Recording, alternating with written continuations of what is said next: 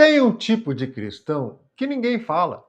Não é o que abandonou a fé, não é o que nunca orou, é o que ora, entrega, confia em Deus de verdade. E mesmo assim, acorda às 3 da manhã com o coração disparado, com a cabeça cheia de coisa que ainda não aconteceu. E o que machuca mais não é a ansiedade, é o que a ansiedade diz para essa pessoa.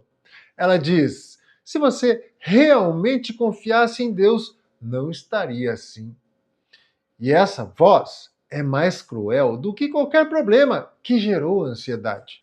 Eu sei exatamente como é esse lugar.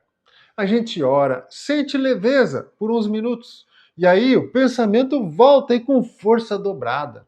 E a pergunta que ninguém tem coragem de fazer em voz alta é essa: será que tem algo errado com a minha fé? Não tem. E hoje a gente vai entender por quê. Se você conhece alguém que vive nesse ciclo, que crê de verdade, mas não consegue descansar de verdade, manda esse vídeo agora. Porque quando a gente está no meio do ciclo, é muito difícil buscar a saída sozinho. E deixa o gostei aqui, não pelo canal, para essa mensagem chegar em quem está no mesmo lugar que a gente hoje. Antes de continuar, preciso desmontar algo que talvez você nunca tenha ouvido ser dito assim. A maioria dos ensinamentos sobre ansiedade começa pela proibição. Não estejam ansiosos. E para por aí. O que acontece com quem ouve isso sem receber o como? Tenta mais, ora mais, força mais. E quando a ansiedade volta, e ela volta, a única conclusão possível é: o problema sou eu. E isso é mentira. E é uma mentira cruel. Você não está ansioso porque sua fé é fraca. Você não está ansioso porque não se esforçou o suficiente. Você está ansioso porque ninguém te entregou o mecanismo. Te deram o destino, a paz, nunca te mostraram a rota. Hoje, não vou te pedir para crer com mais força. Vou te mostrar o que Paulo fazia dentro de uma prisão romana para ter paz, com correntes nos pulsos, esperando execução. E o que a ciência do comportamento humano confirma sobre por que esse mecanismo funciona.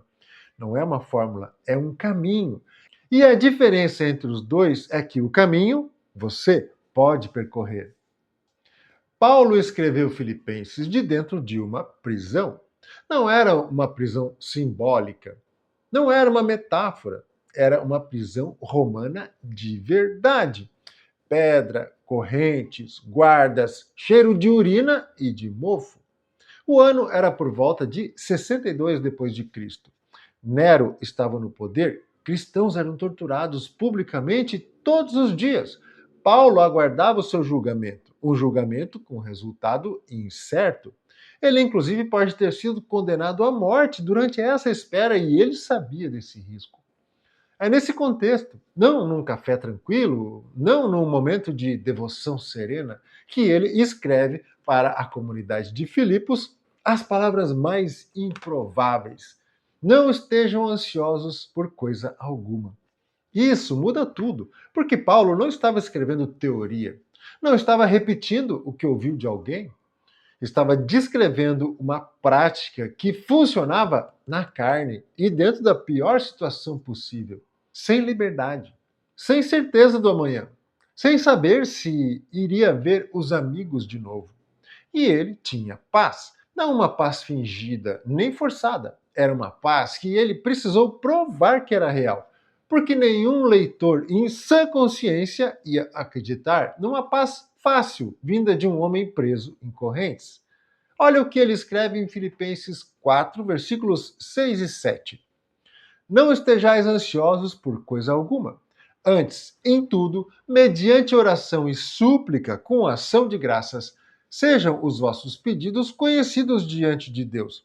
E a paz de Deus, que excede todo o entendimento, guardará os vossos corações e os vossos pensamentos em Cristo Jesus. Relê isso devagar. Paulo não diz sinta paz, não diz force paz, não diz peça paz. Ele descreve uma sequência. São três movimentos concretos antes da paz aparecer: oração, súplica específica, gratidão deliberada. E só depois disso vem a paz. Vem não como resultado de esforço humano, mas como resposta direta de Deus. Aqui não tem texto sem aplicação. Então vamos entender o que cada um desses movimentos significa e por que a ciência confirma que funcionam. Deixa eu te explicar o que acontece dentro da sua cabeça quando a ansiedade chega. Seu cérebro tem um sistema de proteção. Ele existe há milhares de anos. A função dele é te salvar de perigos. Quando ele detecta uma ameaça real ou imaginada, ele dispara. O coração acelera, a respiração muda. Os pensamentos entram em loop. E aqui está o problema que muda tudo. Esse sistema não sabe a diferença entre um perigo real e um pensamento sobre perigo. Pensa nisso. Imaginar o pior cenário possível ativa o mesmo sistema que ativaria se você estivesse em frente a um animal selvagem. É por isso que a ansiedade não vai embora com força de vontade. Você não consegue mandar o seu sistema de alerta desligar. Ele foi feito para ignorar essa ordem, porque ignorar alertas podia custar a sua vida. Mas tem uma coisa que esse sistema responde, que interrompe o loop: especificidade. Quando a preocupação não tem forma, tipo, e se tudo der errado, o sistema de alerta não tem como processá-la. Então ele fica girando em loop, sem saída. Mas quando você para e nomeia, tipo, estou com medo de perder esse emprego, algo muda. Você transformou névoa em alvo. E o cérebro processa alvos de forma completamente diferente do que processa névoa. A névoa fica em loop. O alvo pode ser focalizado. E aí vem a segunda peça. Quando você adiciona gratidão deliberada, não fingida, não automática, mas intencional, você está literalmente competindo com o cenário ruim que a sua cabeça estava construindo. O cérebro não consegue processar ameaça e gratidão com a mesma força ao mesmo tempo. Um compete com o outro.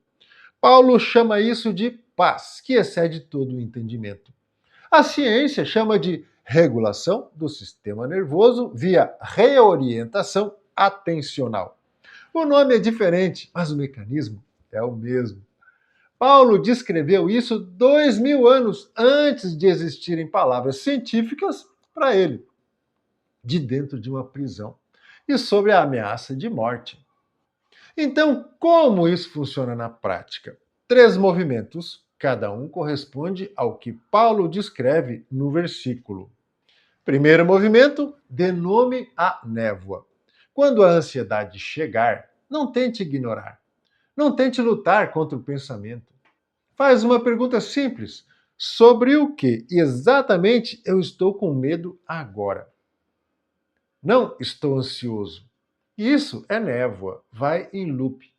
Estou com medo de perder o emprego, porque meu chefe foi frio comigo hoje. Isso é um alvo. Pode ser focalizado. Dica: anota isso em algum lugar, porque a caneta força você a ser específico. Segundo movimento, leve o pedido com endereço a Deus. Paulo usa dois termos diferentes nesse versículo: oração e súplica. Oração é falar com Deus. Súplica é um pedido com alvo definido. Deus, me ajuda, é oração e é legítimo, mas não interrompe o loop. Pai, estou com medo de X, não sei o que fazer sobre Y. Te peço direção sobre Z. E isso é súplica, tem endereço. Especificidade não é falta de confiança. É exatamente o que Paulo instrui. Terceiro movimento. Ancore em três coisas que ainda estão de pé. Antes de fechar a oração, nomeia três coisas boas que são reais na sua vida. Não precisam ser grandes coisas, precisam ser verdadeiras. Ainda tenho saúde? Essa conta foi paga. Essa pessoa não me abandonou. E isso não nega o problema que está trazendo ansiedade. Mostra que o problema não é tudo o que existe. Pegou? E aqui vem a objeção que alguém certamente vai fazer.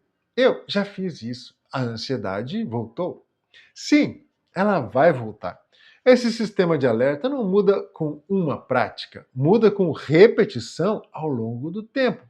Em Romanos 12:2, quando diz que precisamos renovar a nossa mente, Paulo usa o verbo renovar no presente contínuo. Não é um evento de uma só vez, é um processo. A diferença entre quem encontrou paz e quem ainda está lutando não é que um nunca sentiu ansiedade de novo, é que um tem o mecanismo e repete até encontrar a paz.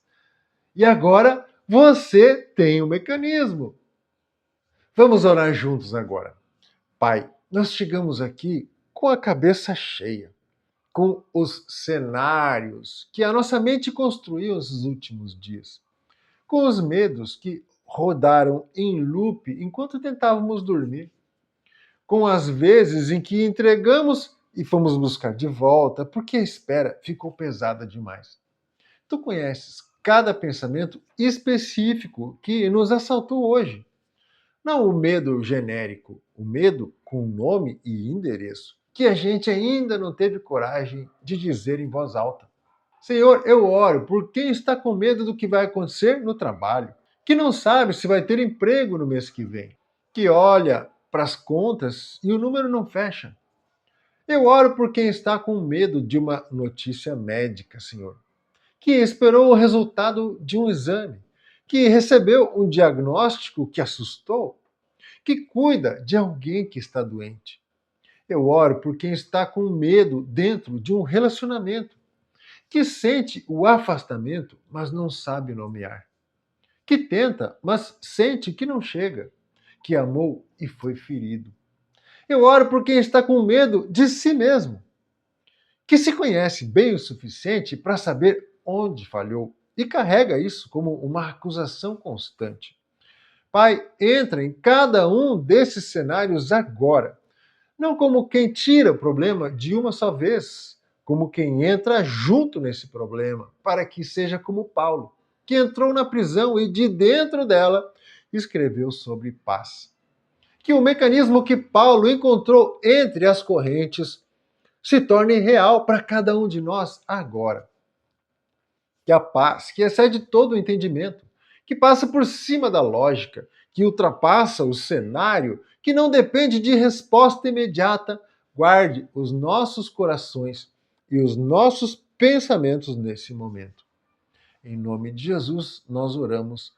Amém. Antes de fechar, preciso te fazer uma pergunta direta. Você acabou de entender o mecanismo da paz, mas esse mecanismo funciona de forma diferente, sabendo de onde está o bloqueio real na sua vida, sabia? A ansiedade que vem da falta de confiança em Deus se trata de um jeito. A ansiedade que vem de domínio próprio fraco se trata de outro jeito.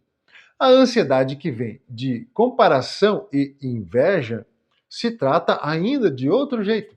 A maioria das pessoas passa meses e às vezes anos usando a ferramenta errada para o bloqueio errado. Não por falta de fé, por falta de diagnóstico. O teste do fruto do Espírito foi feito para isso. Em menos de 10 minutos, ele mapeia qual atributo está mais fragilizado na sua vida agora e entrega um direcionamento de oração personalizado para esse ponto específico. Não é teoria de autoconhecimento, é diagnóstico. A diferença entre continuar tentando no escuro e saber exatamente onde encontrar as forças a partir de hoje, e é gratuito. O link está no comentário fixado aqui embaixo. Clica agora, antes de fechar o vídeo. Nos vemos no próximo. Que Deus abençoe você e a sua família.